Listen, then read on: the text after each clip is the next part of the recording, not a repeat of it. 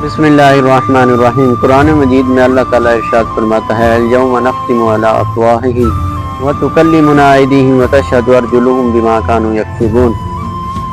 اس آیت مبارکہ کا مفہوم یہ ہے کہ قیامت کے دن ہم لوگوں کے منہ پر مہر لگا دیں گے اور پھر ان کے ہاتھ کلام کریں گے، وتشہد ارجلہم، اور ان کے پاؤں گواہی دیں گے، بما کانوا یکسبون، جو لوگوں نے انہوں نے دنیا میں کمایا تھا۔ اس آیت مبارکہ کا مطلب یہ ہے کہ قیامت کے دن ہمارے منہ پر مہر لگ جائے گی، پھر ہمارے ہاتھ کلام کریں گے، ہمارے پاؤں گواہی دیں گے۔ دنیا میں ہم نے کسی کا ناحق مال ہاتھ سے کھایا تو وہ ہاتھ بولیں گے، اگر کسی کے ساتھ ہم نے زیادتی کی، پاؤں کے ساتھ چل کر گئے تو پاؤں گواہی دیں گے۔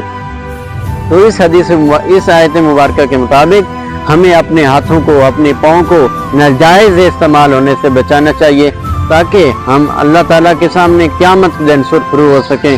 اللہ تعالیٰ عمل کی توفیق عطا فرمائے۔